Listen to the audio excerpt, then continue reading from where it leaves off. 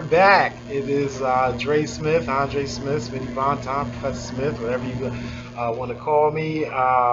We're back with episode 15 of Afrolantican Jurisprudence, 5,000 years of extraordinary commitment to equal protection of law between Africa and African Americans. We're going to do this episode today talking about Herodotus' Histories. We've had our first 14 episodes. We've talked about the antiquity, the grandeur, and the greatness of ancient Africa from the legal systems of Kemet or Egypt. We talked about the statecraft and the matriarchal societies and the queens and the electoral colleges and whatnot with respect to Nubia. We talked about Queen Makeda and Ethiopia and how far the Ethiopian Empire extended. We talked about East Africa in ancient times, the Zanj, and the Zanj revolt in Iraq. We also talked about Azania, the Swahili states, and the origin of flossing, right? The cotton trade and how we stayed fly all the way 1,000, 2,000 years ago. Again, one of my big points in all this is there's almost nothing new under the sun, and that's why we can look back to these states and these governments and these peoples of ours, our ancestors, and to see if we can find kernels and nuggets of things that they've done that we can bring to the future and help our situation out now. We're not trying to just copy whole what they did and do it now. We're not trying to mime or mimic it because it's still in a different circumstance and time and technology. However, I do want to make the point that many of the things as far as civilization, as far as statecraft, as far as the rule of law, right, as far as equal protection of law, the idea that each person and each group, right, that's a little distinct from American jurisprudence, but we'll go into that later, but each person in each group should be treated appropriately or fairly or equitably, right? Now, we went through all those episodes to talk about this greatness and grandeur. We stopped before we got to the great civilizations of West Africa, of Ghana, Mali, Songhai, the Soso, the Mossi. We can talk about Kanem, Takur. Then we're going to go down further south, right, in the Congo, Luanda, Luba, Zimbabwe, Manamatapa. We're going to go all over the continent to show this extraordinary commitment to equal protection of law, especially with respect to matriarchy, matrilineality, due process, the limited powers of kingship, the equitable distribution of taxation, and even again, and this is very controversial, is the prohibition against slavery, right? That has been a prohibition for over 4,000 or 5,000 years there, and we hear about Africans involved in the slave trade, but you hear very little about Africans fighting the slave trade and having done so for thousands, centuries, and even millennia. Right, the concept that every man was created equal was written in philosophical terms before it was written by John Locke and others, and even with more commitment. We'll talk about that much later. But for right now we're talking about Herodotus' Histories. As a matter of fact, we're going to call this What Happened, right? If everything was great, not everything, but if ancient Egypt, Kush, Ethiopia, even if Carthage and all those other places, if we know that Egypt and all that ran Greece and Syria and Phoenicia, so what happened? Right? How did we end up where we are today if it was so great in the past? Okay, so before we go over talking about the West African civilizations, I just want to tie up the Nile Valley civilizations with a episode on what happened. Now, I'm calling it What Happened, but what I'm really doing is we're taking Herodotus' Histories and we're looking at it from an Afrocentric perspective. Okay, let me say that again. Herodotus, Herodotus, the Greek philosopher. Okay, so you'll hear a lot of people talk about Herodotus in his history that he wrote in about 500 or 600 BC, so before the Christian era, as the Greeks were emerging. They still hadn't even really emerged as a powerful state yet, and yet Herodotus is trying to elevate their history amongst the world's players. And if you reread it, from his stories and from the Iliad and Homer, that's where you get the Troy and Helen of Troy and the Trojan Wars. You get the story 300 and their battles against the Persians. All that comes from the Greek writers such as Herodotus, Homer, and writers before the Christian era, right? Because remember, before Rome, there was Greece, right? As far as the beginnings of Europe. So that's why they're lauded. That's why they're elevated. That's why they're celebrated. Because to Europeans, that's the beginning of their era. That's the beginning of their civilization. Now, we know that they tried to say that it was the beginning of civilization, period. And we know clearly that is not the case. So let's bring the things together. Right? The idea that on the one hand, this is the beginning of Greek civilization, yet Afrocentric and African folks believe that no, Africans predated Greek philosophy, mathematics, legal history, etc. So if we join the two, that means we're dealing with a period where Afrocentric hegemony, or what I would call Afrocentric Eurasia, is declining. Right, it's falling down. After, now again, this is after 3, 4, 5,000 years, and some would even say 10. Now I'm not going to go that deeply into it, but we know for thousands of years, Egypt, Nubia, and all them are the preeminent states in the world. As a matter of fact, the only states in the world. We'll talk about what a state is, right? A state being a central government that controls several provinces through taxation. Right? Not just a country where it's just one ethnic group or a town or a city that has a big walled fortress or whatever. We're talking about a mass jurisdiction with lots of ethnic groups with one central government using taxation over all of the provinces to form one entity.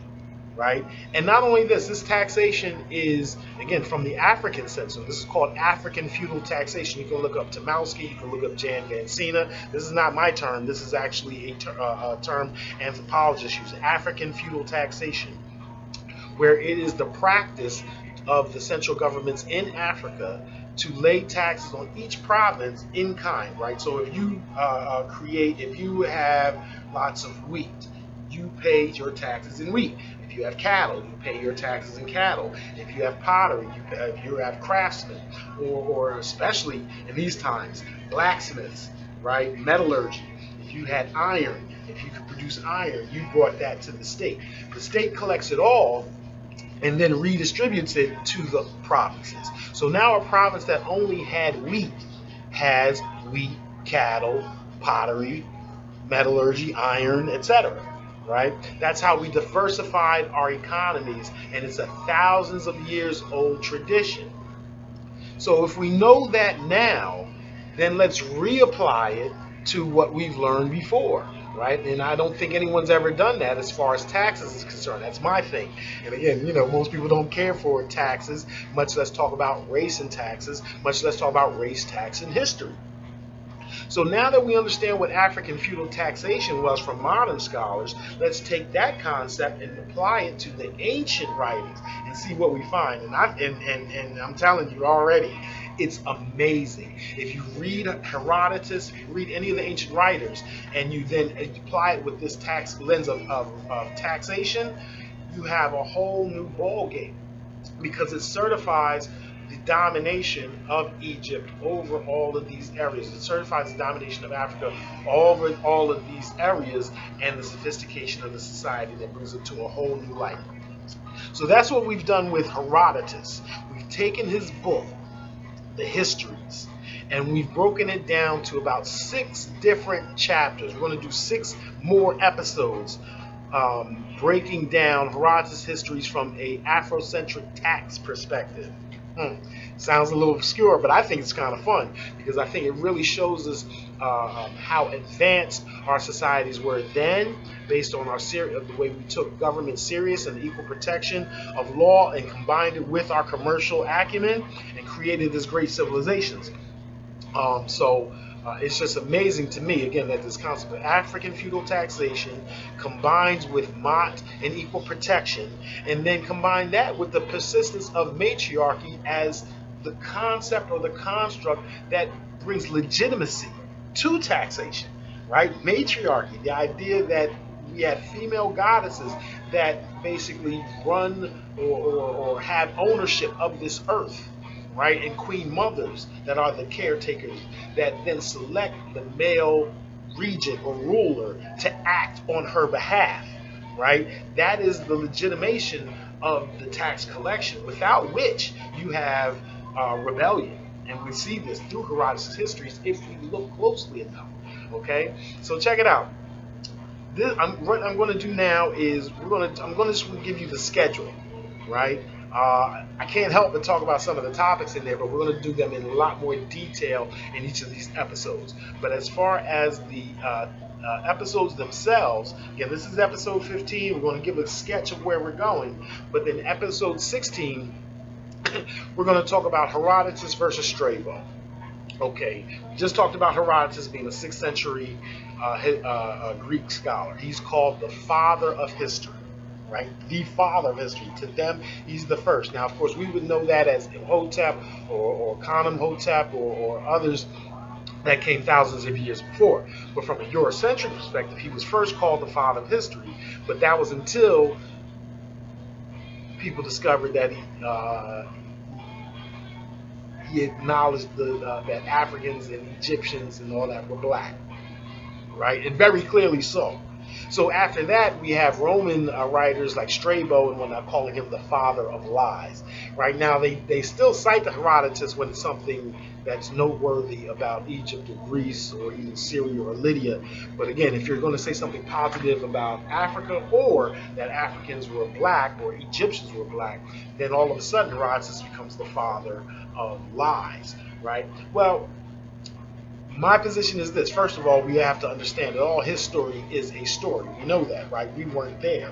So we're trying to recreate based on the facts and trying to draw up a story or a narrative that's consistent, right? That's consistent and coherent with the facts that are understood by most folks. Now, again, that's even contentious, but that's what we're trying to do, consistency and coherency.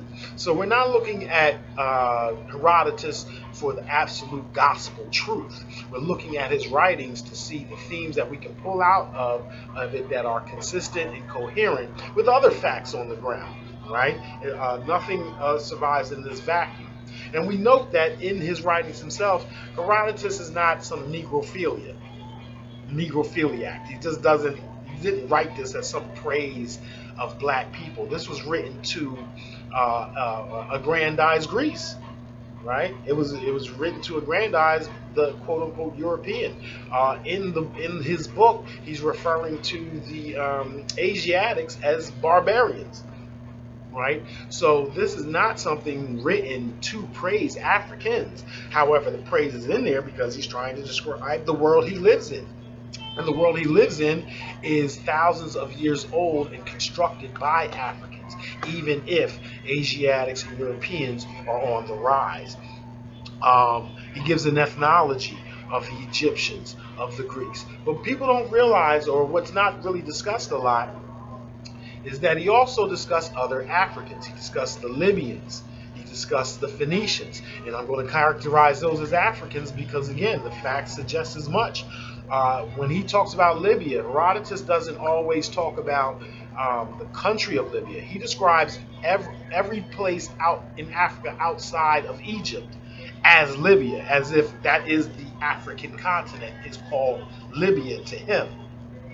Moreover, when he talks about the Phoenicians, he's very clear that the Phoenicians who created Carthage and what was to be known as Libya came from the Erythraean Sea, right? Their home was the Erythraean Sea, which we know is the Indian Ocean. So they came from basically East Africa, Southern Arabia, and that's made clear. So we're not just talking about the Egyptians, the Ethiopians, what he calls the Ammonians or Ammonians, right? Those that follow the god Ammon, who were distinct from the Egyptians. He also talks about others than the Greeks. He talks about the Persians, right? And what I find very interesting is he talks about the Scythians, right? The Scythians are people that we don't talk about a lot because if there is a such thing as white people, they were it, right? The Greeks were a mixture of people, right? Because Egypt and because Africa ran Eurasia and the Asia Minor, there was an admixture because Africans had been present in Southern Europe for so long. There had been an admixture. Whereas the Scythians are believed to habitate where we talk about the Ukraine, Russia, and what have you, and they're described there in his book. And the distinction between the Scythians and the Egyptians or the Africans is so absolutely stark, right? It's so as far as the commitment to government, law, and justice in Ethiopia and in Kemet versus the relative lawlessness, the relative poverty, the relative violence that's going on in not just Persia, but also Scythia, right? To describe how much more Africans were as far as a civil lifestyle is concerned. The cultural differences go on from wealth to cleanliness, and again, women, matriarchy, due process, religious tolerance, all these things that go with respect to due process and equal protection. It's much, much, much stronger in the Nile Valley than it is in Eurasia, even though we know that the Nile Valley civilizations have more or less subordinated those areas a long time ago.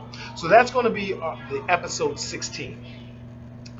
After that, we're going to do with episode 17, and we're going to call that Akhmos versus Polycrates, Taxation as Proof of Afrocentric Hegemony. It's still controversial. It ought not be, but it is still somewhat controversial to some people to argue that Egyptians or Africans ran Asia, Western Asia, Southern Europe for centuries, if not millennia, before the Greek era, the Roman era, Roman Catholic era, and now I guess you could call this the EU era. And so what I can add to that, or what we'd like to add to that in Afrolantican Jurisprudence, again, is this idea of taxation as proof, right? If you don't understand African feudal taxation, and we have to assume that these writers were writing without that knowledge, then it doesn't, it's understandably unclear how far the Egyptian and the Nile Valley civilizations and how far their power extended. But when we add in tax to it, and especially that tax system, when we hear about redistribution, when we hear about trade, when we hear about commerce occurring in these places from ancient writers, we can now place it within the ancient African empire when we notice that there's a redistributive taxation effect. When we see that the trading and the commerce is engaged in by the state, where it brings goods back to the central government, and then the central government redistributes those goods back out there. So we can, for example, let's even before we get to Asia and Europe, Queen Hatshepsut and Tutmos and their visits to Punt, right, which we believe is in Mogadishu, Somalia, Kenya, somewhere in East Africa. We know that basically what they're doing is they're bringing that area within the empire, the pageantry, the drama, the grandeur of the visit, right? And then we're taking a piece of what you're establishing a trading relationship. We're getting a piece of what you produce, right? And you're closer to the African interior than we are in Egypt, right? So you're closer to giraffes, right? To elephant tusks, right? To baboons and monkeys and whatnot. Did you know the police force in ancient Egypt had trained monkeys to go get criminals and track them down like dogs? Seriously. So we understand that these taxing relationships is the sine qua non of the state. Is that which the state can exist, is this ability to tax. And we know that this taxation also represents a dominance subordination position or a partnership, however you want to look at it. Right? And so if we look at these redistributive transactions between not just Egypt and Africa, but Egypt and Babylon, Phoenicia, Greece, and whatnot, we can see the extent of the African empire. And we can also see how much it was relied upon by everyone, even if you weren't in Africa at the time, because that's just how world commerce occurred at the time. That was globalism at the time. And so Akmos, first of all, we're talking about there's two different Akmoses, right? We can talk about the Akmos going all the way back to the 11th, 12th, and then the 18th, beginning of the 17th, 18th dynasties, and the creation of this ancient African empire. But there's also a second Akmos, right? The second Akmos comes along when Egypt is starting to decline. This is after the 25th dynasty, after the Nubians have been pushed back from the Delta all the way back to Kush, right, to Napata and Meroe and whatnot. So at this time, we're dealing with an Egypt that is starting to weaken. Their hold on, and what do we mean by weaken? Taxes. That they can't collect taxes from these far-flung places like they used to. And the example of it is Polycrates, right? Polycrates is a Greek king. And we got to remember, or at least understand, acknowledge that Greece at this time is a bunch of different islands that don't even like each other. Sparta and Athens can't stand each other. And Athens being a former colony of Egypt, Sparta being conquered by the Lacedaemonians and Dorians from the north. So you have basically clash of cultures where you have part of Greece run by people that came down from the north and basically enslaved the Helots versus the Egyptian section, which comes up and basically raises up Athens into an international multicultural trading hub. And so this peninsula, the Aegean Peninsula, is starting now to come together. Now they're feeling a little froggy and feeling like they don't have to feel the weight of Egypt or even Persia, right? And Babylon, who's also a player, or the Phoenicians, who are major powers at this time. As a matter of fact, note that Helen of Troy was captured by a Phoenician. The Phoenicians ran Troy. They ran the Mediterranean coast from Carthage all the way through what is now Palestine or Israel, all the way up to Syria. We know they came from the Eurasian Sea. They came from the south. And so if we understand Paris as a Phoenician, and his relationship with Helen, then we have basically an interracial relationship, and that's what causes all the fuss. And we're going to talk about that. And so Troy, the Helen of Troy, the story of that story is basically the first time the Greeks can ever take their women back. Helen wasn't the first one taken, if she was taken. Now, of course, the Phoenicians say it was a real relationship. She got married. The Greeks said, oh, y'all just came on the beach and took her. But that had been happening. Right, that Greek women had been taken off or marrying Africans or Asians, and this was one of the first times that they were able to militarily strike back and take their women back. So again, we have a distinction between women as powerful and independent in African society versus women as property in the Greek society that they are to be fought over, not allowed in government, but basically assigned a value and held as property, as the worth of the nation. And so again, not just Helen of Troy, but taxes. Polycrates, Herodotus tells the story of Polycrates in a ring that gets thrown in the ocean instead of given to the king or the pharaoh, the king of Egypt, Akhmos, right? It's given as a story, as a fable about good luck, but if we reinterpret it in taxation terms, it's basically the first time a Greek king refuses to pay his taxes to Egypt, and that's what happened to the ring. It's a story about it falling in the ocean and the big fish bringing it out, but if we take the myth away, my belief, it's about taxes, that the demand was made and it was refused, and the Greeks basically made up a story on why it wasn't given, but it wasn't given, period. That's the bottom line, is that you're not taking anything more from us. And from that point, the Greeks then aligned with Lydia, a king named Croesus, who is not Greek himself, but he at least pulls together all the Greek islands under one rule, or basically taxation or on authority. And so episode 18, we talk about Croesus versus Solon, the Athenian lawgiver. Croesus builds this coalition, he builds this federation, and in it he decides, well, I know I'm threatened by the Egyptians, we're going to throw off their yoke. I'm threatened by the Persians, I should throw off their yoke. We are united, we should fight them, let's ask the oracles. This is where Herodotus says the Oracle of Delphi comes from.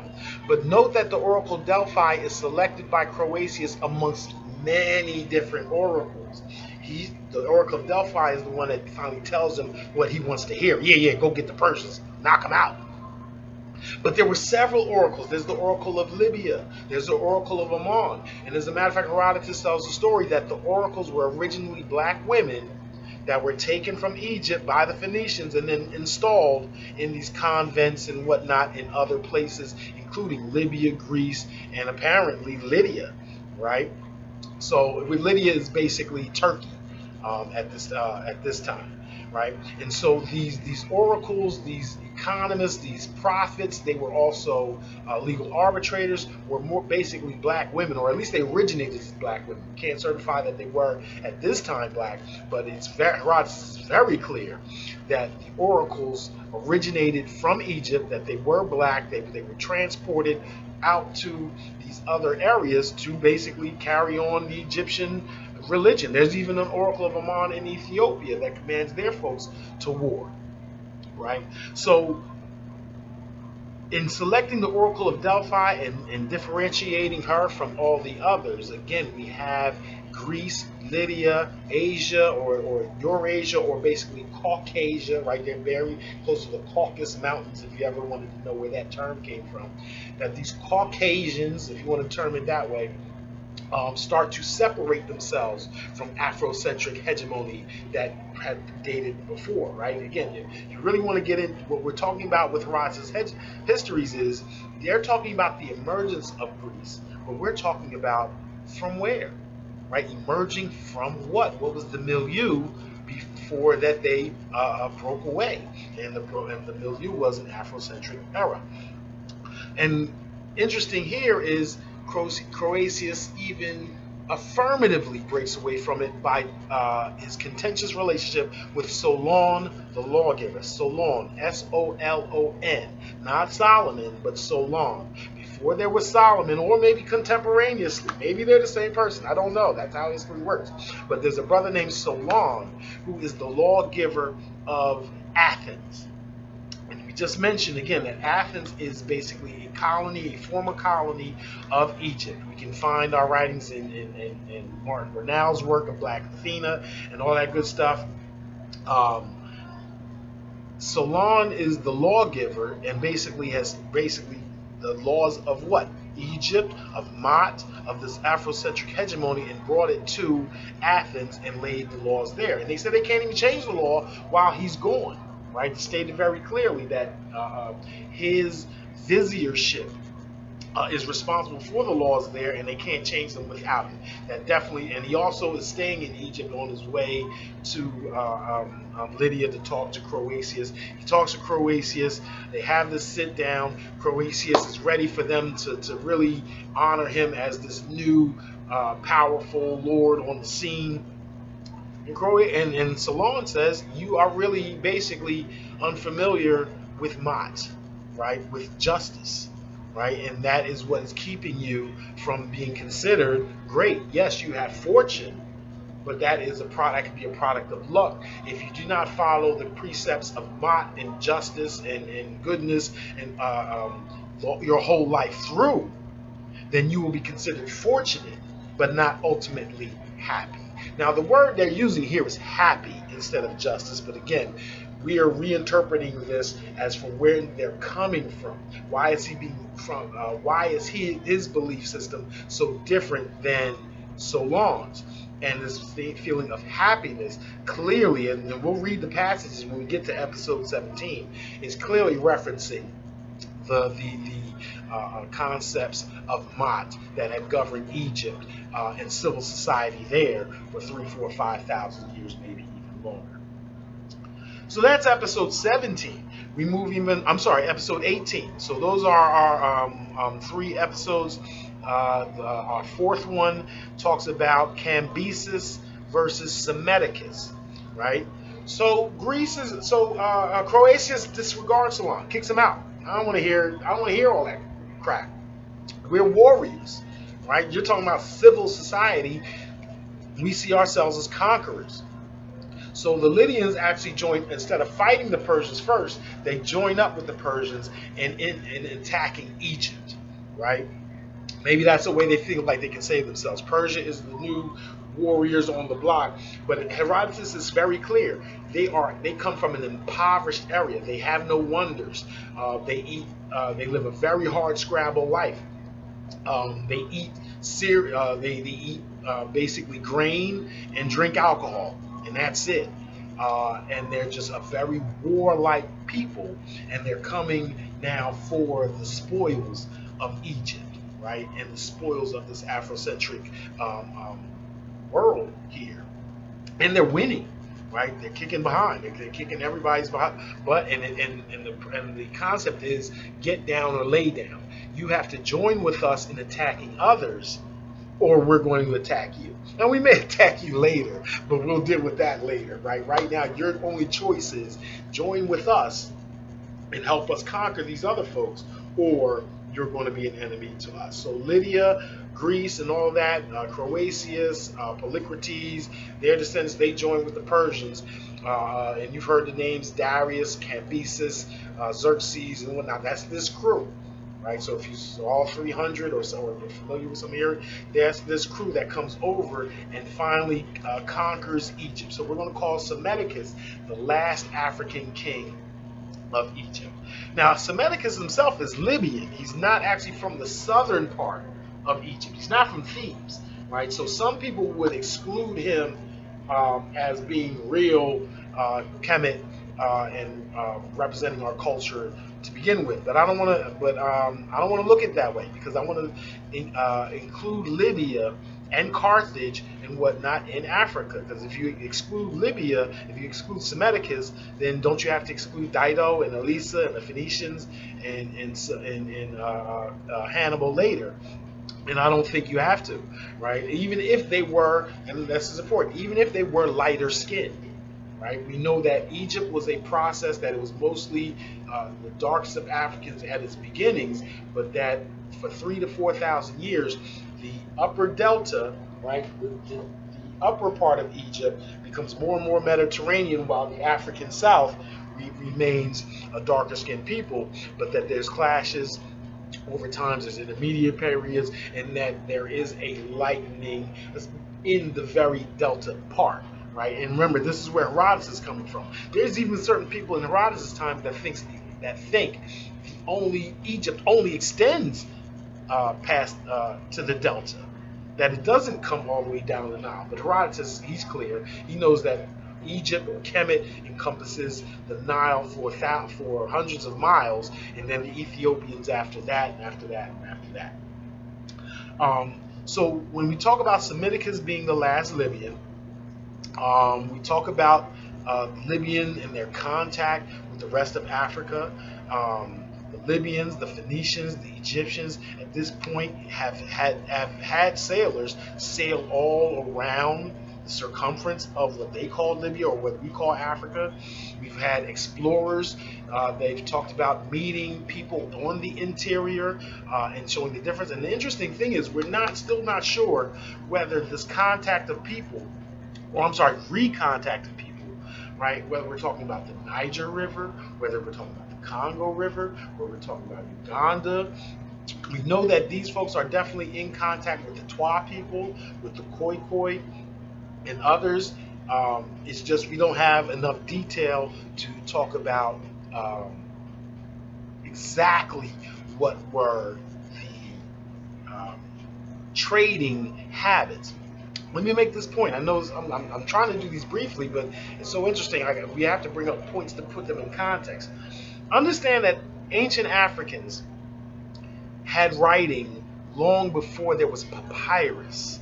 Right? That's something that's very misunderstood. When folks talk about writing and civilization, and discovering it, they're talking about finding papyrus preserved over thousands of years. And that's wonderful. That is amazing. As a matter of fact, when we talk about Upper Egypt, the southern part, and Lower Egypt, and how they became distinct from Nubia and what in Ethiopia, it's through papyrus, right? It's through this reed that grew in the delta, and now having this pieces of paper that can be saved, that can be recorded and whatnot. Now we have this bureaucracy that distinguishes Egypt from everyone else. But that didn't mean that they were the only ones writing. People had been writing for thousands of years prior to that. It's just that the materials were not preserved. What you did before you had ink and paper, you had charcoal and animal skins, right? You burnt the charcoal or the wood, creates the charcoal. You have dried out animal skins, and then you can write on the animal skins. You can roll that up. You can give them to people. The only problem is that is going to decay very rapidly over 10, 20, and no more than 100 years. Definitely not going to be preserved for thousands of years. So when we talk about writing, be careful. We know that there were writing in places before there is papyrus, before the writings that we've discovered. Know that there were writings that just haven't survived. And so when we talk about the trade between Africans in Egypt and Africans in the interior, you're not going to find papyrus. Those transactions would not have been made using papyrus. They would have been made using animal skins and what have you. So the organization of those states would have been different, but hardly less sophisticated. Okay, so so that's one of the things that we learn about Libya and its relationship with Egypt and the rest of Africa through this discussion with Herodotus. But we also then show that Semiticus, in my view, MAAT is not mentioned by Herodotus. Herodotus is not familiar with the term MAAT. However, when he's describing Africans, he's almost in each turn, he's describing them in ways that make them pious. He's describing them in ways that make them very civil and sophisticated. So as Persia conquers the Delta, as they conquer Egypt and they lay waste to the people, they shackle them, they embarrass them, they murder, they kill, they're corrupt. Semiticus is painted as noble, as someone who quite specifically was more concerned about the Egyptian people than the deaths of his loss of power, wealth, and even the killing or the subjugation of his own family members. That he didn't weep until it was the ordinary citizens of Kemet that were brought under the Persian yoke. And yet he is still he responds. It's also fascinating that he's not killed, right? Back in the day, as much as when you took over another land, and Egypt did this as well, not just the Persians, but the Persians clearly were unable to rule a sophisticated international economy. That's why it's so important to recognize how much taxation was involved in all this. That Greece was supposed to supply silver vases. Wine came from other parts. The best wood came from Lebanon, right? All those things came to the central administration, and then they were redistributed outwards, right? Again, there's a fascinating story about how some of the vases were redistributed from Egypt back out to its colonies and its troops. We'll talk about it in much more detail. That would be in episode 17, I think.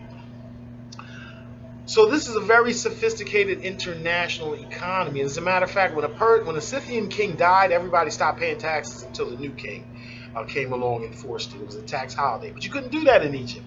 You couldn't do that in the Afrocentric world because it wasn't a matter of subjugation necessarily. It was a matter of commerce. How does all of this thousands of miles from perhaps all the way deep as Kenya, all the way as north as Greece, get all the benefit of being within this empire, and that is through this taxation and redistribution process. So Cambyses can't run it. He has to allow Psammetichus, even though he's defeated, to run it. And Psammetichus does for a while, but he keeps on resisting. He keeps trying to draw resistance and reconquer the land for Egypt. As a matter of fact, his son, Inaros, is charged with killing one of the Persian princes, one that was supposed to be one of the crown princes. So they carry on for a while. So it wasn't as if they just rolled over to the Persians in the first place, and then even after being conquered, it's not like they just accepted it, that they resisted. But the Persians then got replaced by the Greeks got replaced by the Romans got replaced by the Arabs, and so on and so on to this day. That's why we're talking about what happened to the Afrocentric Asian Empire. So let's even continue talking about resistance, because episode 20 is one of my favorite episodes. Because then we're going to go back to Ethiopia versus Persia. Most of what Herodotus talks about Egypt most often, but when he talks about Ethiopians, man, you couldn't be more proud of your people and your ancestors. And again, we're not reciting Herodotus as if he is the gospel truth. However, we have to acknowledge that the piety of Africans and the way they were viewed by the people of Herodotus' times is something that we should aspire to this day.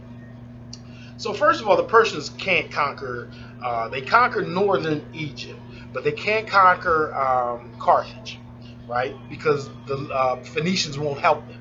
The Phoenicians, again, say, these are our brothers, these are our cousins. We'll help you conquer other people, but we established Carthage. We came up from the south, and those are our peoples. We're not going to attack them. And since we're your navy, like the Persians are landlocked folks, they need a navy to conquer the Mediterranean. So while they can harass the Phoenicians on land, they can't mess with the Phoenicians on sea. The Phoenicians say, no, if we're not going to attack Carthage, you can't make us. And the Persians said, you know what, you're right, we're going to leave them alone. But guess what, we're going to come down and get these Ethiopians.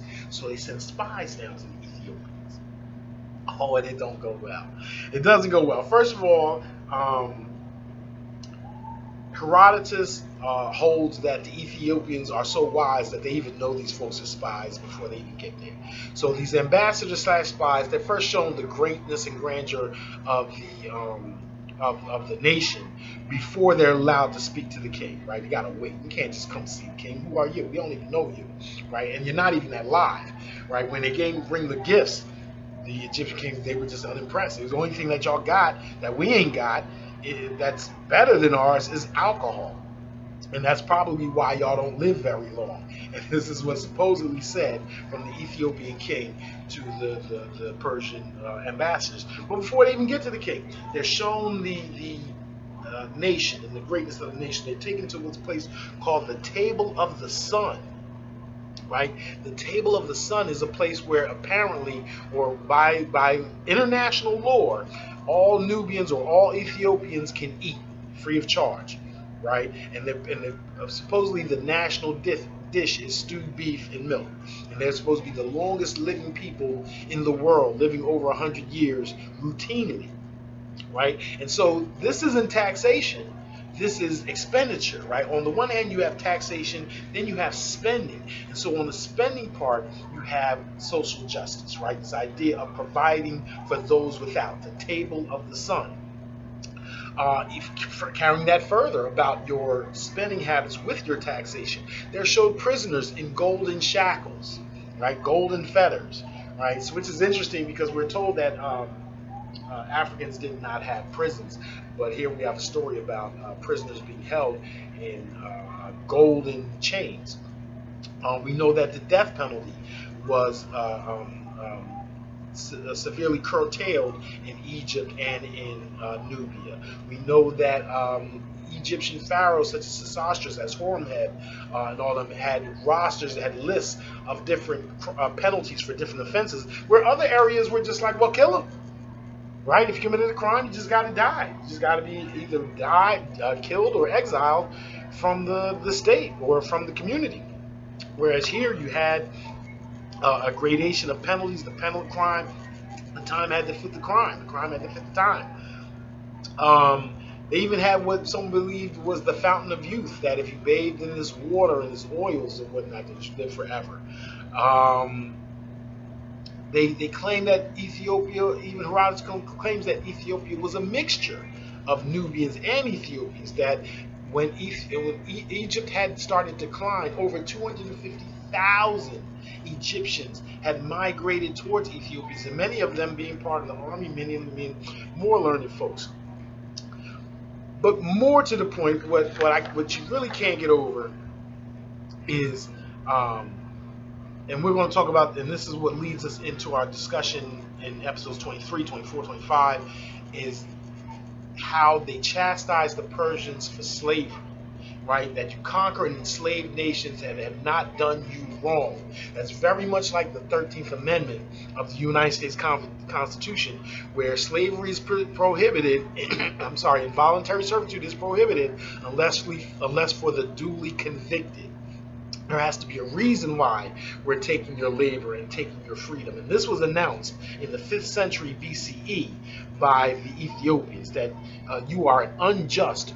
Your king is unjust, for he takes countries that have done enslaves people that have done him no wrong. He also says, and remember, Ethiopia is known as Taseti to the Egyptians, right? Land of the bow, right? Land of the bow. And he gives the ambassadors a bow. Take this bow back to your king of Persia and tell him when he can stretch it this wide, then here, come see the Ethiopians, come see us, right? Until then, right, be glad that the Ethiopians do not take countries that do not belong to them, right? Back up, right? It's a wonderful story. I can't wait to talk about it in much more detail and actually read some of the speeches that were given to this king. And the funny part is, everything goes so badly for the Persians. They actually do attack Ethiopia. They lose. They're routed. Their soldiers resort to cannibalism, at least according to Herodotus. He says the desert swallowed. He also said stories say that the desert swallowed up the Persian forces, not unlike the Red Sea swallowing up the Egyptian forces chasing the Hebrews. Right? That's how much stories get recirculated from ancient times. And then when they get back to Egypt, get back to Persia, a month's defeat, the Persian king Cambyses is going mad. He can't rule the area. He's trying to start revolts everywhere. He's killing everybody. And he sees his own brother touch the Nubian bow. And he says, oh my God, he's about to stretch the bow and try to align with the Nubians. And he kills his own brother, trying to hold on to ill-gotten gains, which is basically the Egyptian Empire.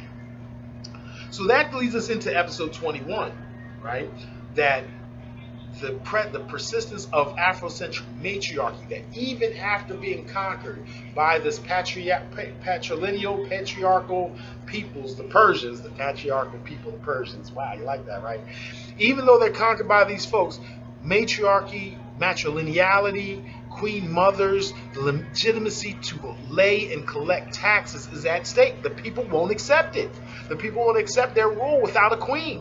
So he has to. So guess what? So the Persian king Cambyses has to get permission from his priests, from his peoples, to marry his sister, because the Egyptians and all the people of Afrocentric Eurasia expect a queen. Can't rule without a queen. Can't have it without a queen mother. But here's the problem. If you have a queen mother, it's her children that have rights to the throne. Now, if you have children, if you have seeds by that woman, then it could be your son. So there's no problem between patriarchy and matriarchy when that happens. But that's not always what happens, especially here when we're talking about a sister, right? We're talking about not just a sister, but his sister. So they can't have kids together. Right? So is his child going to be his marriage to, let's say, some Egyptian princess or some Hittite princess or some Palestinian princess? Is his son going to be the king as from a patriarchal society standpoint, or is the queen mother the queen's child? Right? Especially if there's a distinction. Are they going to be eligible? Is his brother going to be eligible because he's son of a queen mother? So he says, well, you know what, I'll get rid of all that. So not only does he kill his brother, he kills his sisters too. Two of them, right? So he gets this. So he's struggling. He's trying to he's practicing religious intolerance. Hathor, the golden calf, right? That is basically what we're seeing here, is that the people are uniting, or he's afraid that the people are going to unite behind this golden calf and reassert their authority from a matriarchal standpoint. And so he's killing, he disrespects the Phoenician religion. He disrespects the Apis, the bull. He disrespects Hathor. He's killing everybody. He's killing his own people. And even even Croesus, the Lydian king, right? Remember, the king of Greece tells him, you are bugging out.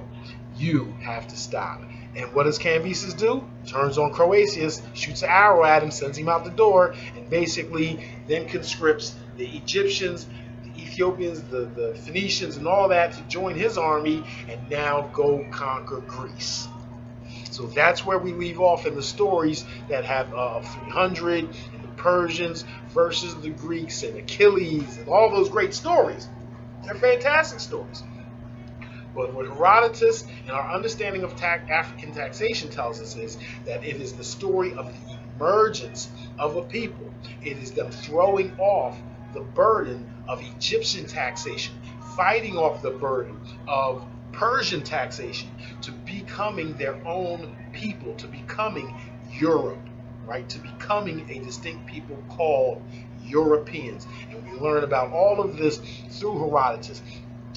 In episode 22, I want to then come with something a little more factual. We'll just close it off with a discussion from Molefe Asante, Chancellor Williams, and some of the other writers who have a little more detail from hindsight. So now from a 21st and 20th century perspective, let's a little more detail on how the Egyptian empire, how the Afrocentric empire did in fact fall.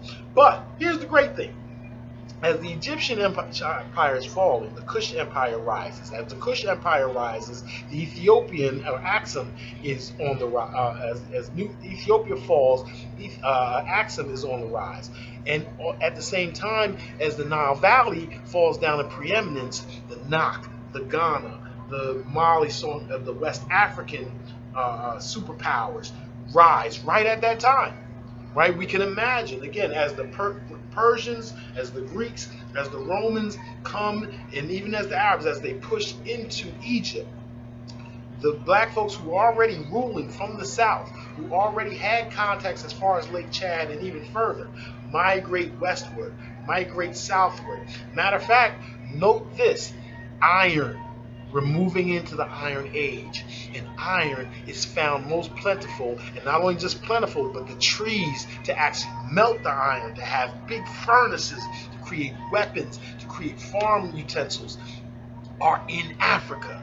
Nubia, Meroe is called the Birmingham of antiquity, and so spreading this metal technology westward to West Africa, to South Africa, is now how we get the culture of Ethiopia, of MAAT, of governance, of African feudal taxation, of the Bantu language, of how it all spreads throughout the whole of Africa. And that's, again, the special province of Sheikh Anta Diop, African Words of Civilization, myth or reality, and also his pre-colonial Africa. Molefe Asante also has some words on that, and that's what we're going to talk about in episode 22.